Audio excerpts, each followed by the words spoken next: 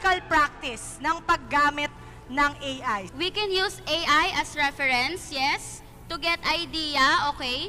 Pero may mga estudyante kasing kukuha ng article online para sa essays nila or schoolworks nila, and then ilalagay sa Killbot, ipaparaphrase, tapos ika-copy and paste na lang, tapos yun na ipapasa sa teacher, which is unethical and hindi siya sumasang-ayon sa academic integrity. Kaya nga tayong mga estudyante isa dito sa school, we are learn mga tamang etiquette na dapat nating ginagawa sa internet.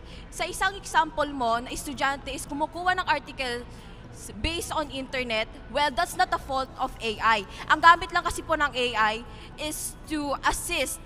Hindi yung sinasabi nyo na porket na AI ito is siya na yung gumagawa or nagko-conduct nung mismong gawa ng isang estudyante.